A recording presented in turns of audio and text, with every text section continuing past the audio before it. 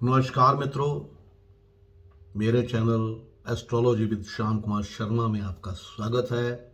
और मैं भगवान श्री विष्णु से प्रार्थना करता हूं कि आप सबको आर्थिक रूप से संपन्न रखें, आपका स्वास्थ्य अच्छा रहे और आपको हर प्रकार की कामयाबी जिंदगी में मिलती रहे। मित्रों, आज का जो ब्लॉग है उसमें मैं आपको ये बताऊंगा कि वर्ष 2023 में कौन कौन से व्रत और कौन कौन से त्यौहार हैं, किस तिथि को पड़ रहे हैं और उनको जो है उस दिन आपने क्या क्या करना है। तो सबसे प्रथम आपको पता है कि जनवरी, फरवरी और मार्च, अप्रैल का महीना बीत चुका है और मैं जो शुरू करूंगा वो अप्रैल के बाद के जो त्यौहार हैं उनसे शुरू करूंगा। तो आइए शुरू करते हैं। सबसे पहले श्री सत्यनारायण भगवान का जो व्रत है वो आषाढ़ पूर्णिमा के दिन 2 जुलाई रविवार को पड़ेगा। और जो शास्त्रानुसार अगर देखा जाए तो श्री सत्यनारायण व्रत प्रदोष व्यापिनी एवं चंद्रोदय व्यापिनी पूर्णिमा के दिन किया जाता है। इस वर्ष आषाढ़ पूर्णिमा 3 जुलाई 2023 को सायं 5:09 पर समाप्त हो रही है, जिस कारण यह इस दिन सूर्यास्त से पहले प्रदोष व्यापिनी नहीं होगी। इस दिन या एक दिन पहले 2 जुलाई को ये जो व्रत है ये करना उचित रहेगा। तो जो रविवार को ही इसको रखना जो है वो शास्त्र सम्मत 2 जुलाई 2023 रविवार को ही रखना जो है इसको शुभ होगा। तो आप ये व्रत जो है वो आप रखिए। श्री सत्यनारायण व्रत जो है ये मास जुलाई के मैं आपको जो व्रत एवं त्यौहार है वो बता रहा हूँ।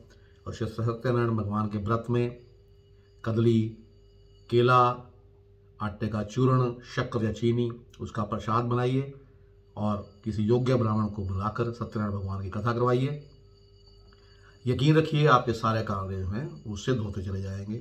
आसपास के लोगों को बुलाइए, प्रसाद बांटिए, चरणामृत बनाइए और उसके बाद सबको खुशी खुशी प्रसाद देकर विदा कीजिए। अब उसके बाद है दुर्गा अष्टमी व्रत। दुर्गा अष्टमी व्रत मित्रों 24 अगस्त बृहस्पतिवार को जो है वो रखा जाएगा। जो सिंहस्थ सूर्य की कालावधि में रोहिणी मुहूर्त जो होता है, यानी दिन के नवम मुहूर्त में व्यापिनी भाद्रपद शुक्ल अष्टमी को संतान सुख एवं वंश वृद्धि की कामना से व्रत किया जाता है। शास्त्रानुसार जिस किसी भी वर्ष में भाद्र शुक्ल अष्टमी के समय कन्या का सूर्य अश्विन मास आ जाए अथवा अगस्त्य तारा का उदय हो जाए तो उस स्थिति में पूर्ववर्ती किसी अन्य मास की अष्टमी में इस व्रत का पालन करना चाहिए जब अगस्त्य तारा अदृश्य हो। अब क्या है, दुर्गाष्टमी का व्रत जो है वो पूर्ववर्ती श्रावण शुक्ल में रोहिणी व्याप्त अष्टमी 24 अगस्त गुरुवार 2023 को करना जो है वो शुभ रहेगा। और इसको ज्यादातर किया जाता है संतान सुख के लिए और जो वंश वृद्धि है। तो मैंने बता दी तारीख आपको कि इसका जो करना जो उचित रहेगा, दिन होगा गुरुवार यानी कि बृहस्पतिवार और रोहिण व्यापक अष्टमी जो है वो 24 अगस्त के दिन पड़ रही है। अब मित्रों आते हैं रक्षाबंधन पर। एक ऐसा त्यौहार जो हर एक घर में मनाया जाता है, भाई और बहन का जो है पवित्र बंधन है उसके लिए मनाया जाता है। यदि अब क्या है कि गत वर्ष की भांति जैसे पिछले वर्ष में हुआ था, इस वर्ष भी रक्षाबंधन पर्व का जो मुहूर्त है वो थोड़े टाइम का ही रहेगा।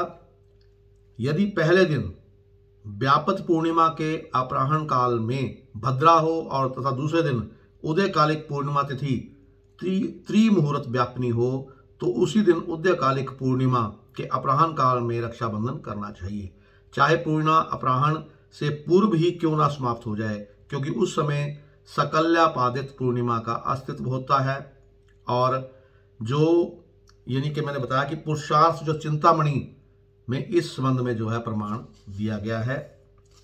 अब जो रक्षाबंधन का त्यौहार है उसका मैंने आपको बता दिया कि ये 30 अगस्त, इस वर्ष 30 अगस्त 2023 ईस्वी को अपराह्न व्यापिनी पूर्णिमा में भद्रा दोष व्यापत है और आगामी दिन 31 अगस्त गुरुवार को पूर्णिमा त्रिमूर्त व्यापिनी नहीं है। पूर्णिमा केवल प्रातः 7:06 पर ही समापित हो रही है। अतः उपरोक्त शास्त्र निर्णयानुसार 30 अगस्त बुधवार को ही प्रदोष काल के समय भद्रा रहित काल में अर्थात 9:03 यानी कि रात के 9:03 के बाद रक्षाबंधन पर्व मनाया जा सकेगा। अब क्योंकि पूरा दिन जो है 30 अगस्त 2023 का वो पूरा दिन जो है प्रदोष काल भद्रा से यानी कि दूषित है, तो इसलिए इसको आपने करना किस दिन है, तो यानी कि 30 अगस्त जो है 30 अगस्त को इसको आप कर सकते हैं। और उसके बाद मित्रों जो अगला जो आ रहा है यानी कि आपका त्योहार या पर्व या व्रत वो है साम उपाकर्म जो आप करते हैं, वो 16 सितंबर शनिवार को आ रहा है।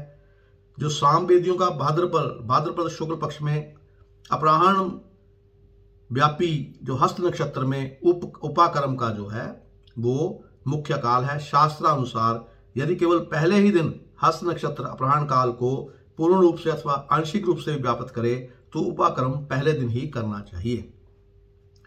तो जो शास्त्र निर्देश है उनके अनुसार साम वेदियों का उपाकर्म पहले दिन 16 सितंबर 2023 ईस्वी शनिवार को जो है वो होगा।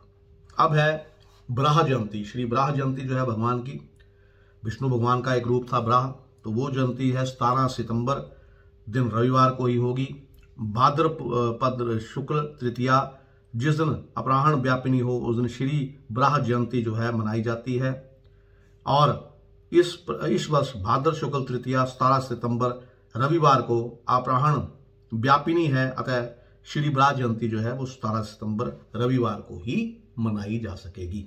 अब है कलंक चतुर्थी। मित्रों कलंक चतुर्थी के बारे में प्रचलित है कि उस दिन जो चंद्रमा को देख लेता है उसके ऊपर झूठ का कलंक जो है वो जरूर लगता है। तो ये इसमें इस दिन चंद्रमा को देखना निषेध होता है। आप चंद्रमा को देखेंगे तो आपके ऊपर कोई ना कोई कलंक जो है लग जाएगा। 18 या 19 सितंबर को ये कलंक चतुर्थी पड़ने की संभावना है। तो इसमें क्या है कि इस चतुर्थी के दिन यानी कि भाद्रपद शुक्ल चतुर्थी के दिन चंद्र दर्शन होने पर मिथ्या कलंक लगता है। इसका अभिप्राय यह है कि यदि चतुर्थी तिथि में चंद्र उदय होकर पंचमी तिथि तक वर्तमान हो तो सिद्धि विनायक व्रत के दिन चंद्र दर्शन करना या होना दोष कारक नहीं होता।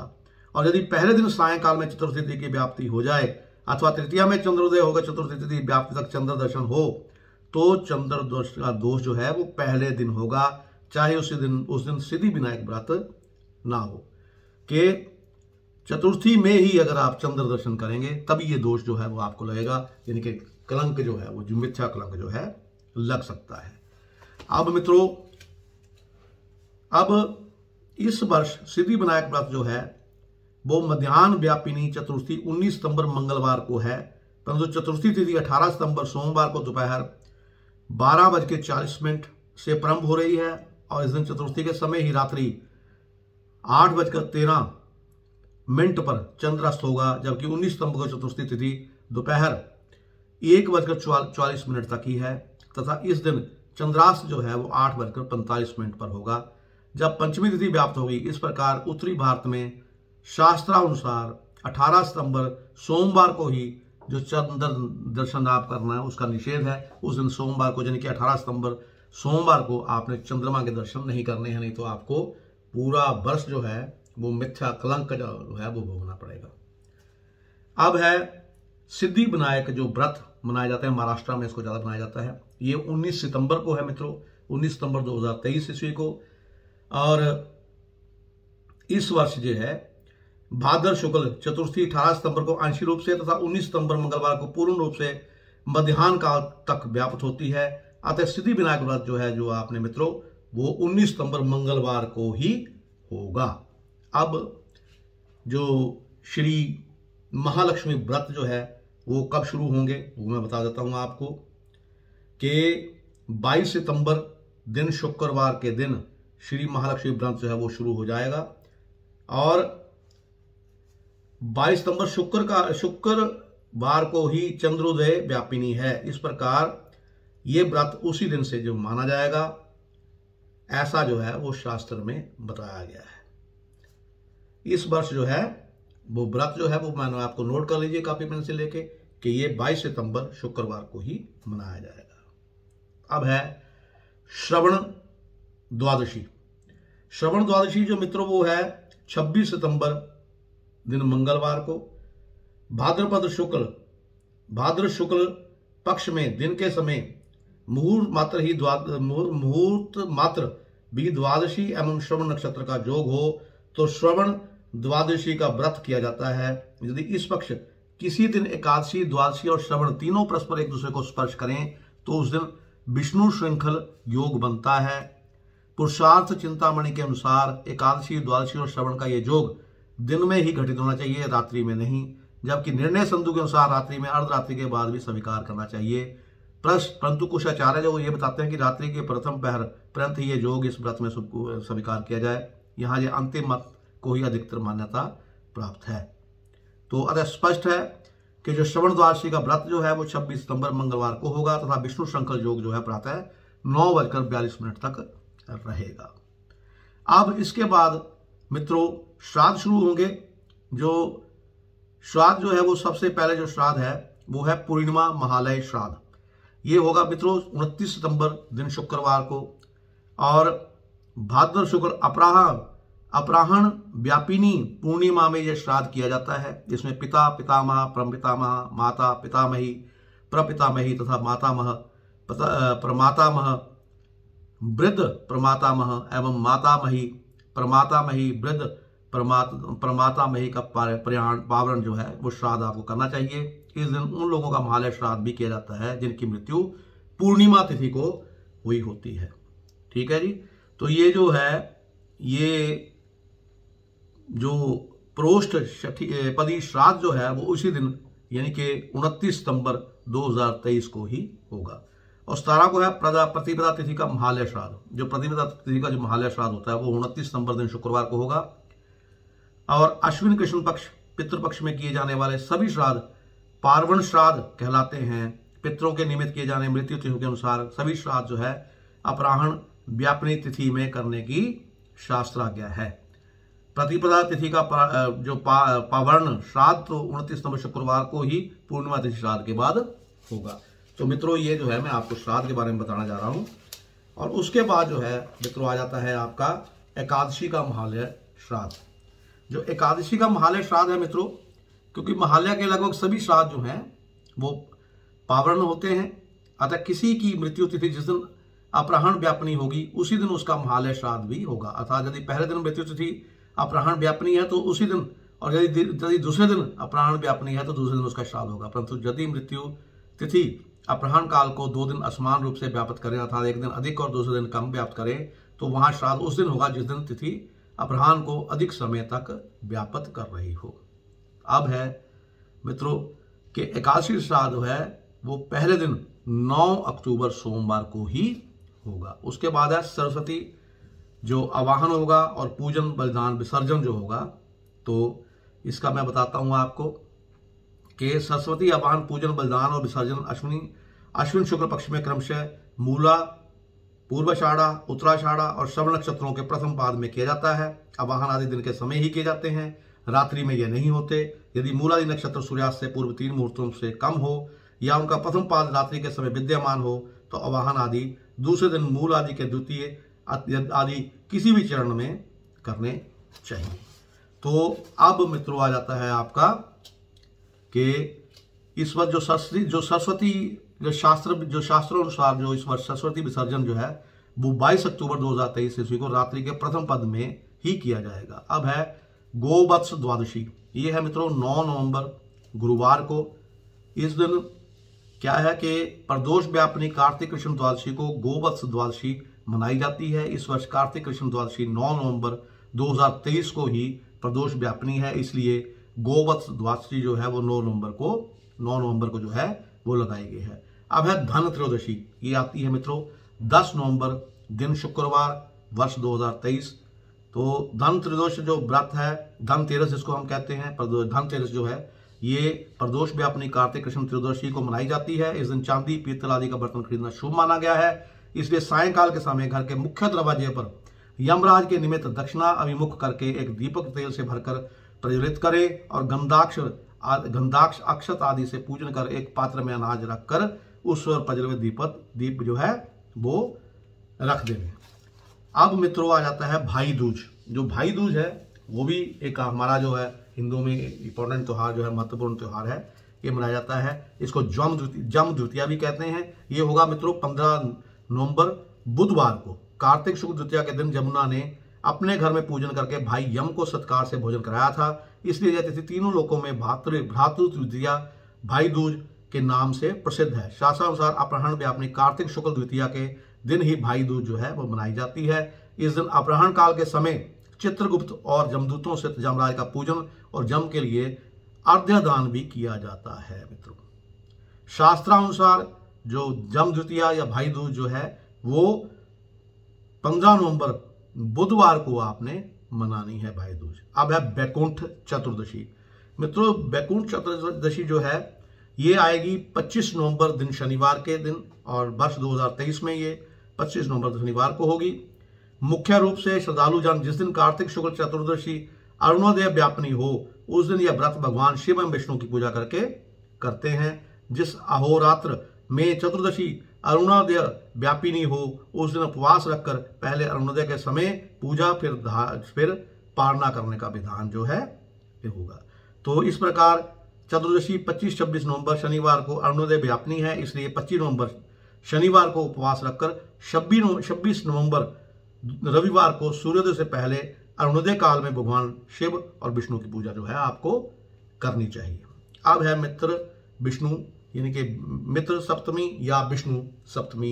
ये होगी मित्रों 19 दिसंबर दिन मंगलवार और इसको जो है इसको आपने यानी कि जो विष्णु सप्तमी एवं पर्व त्रिमूर्त व्यापिनी 19 दिसंबर 2023 को ही मनाई जाएगी।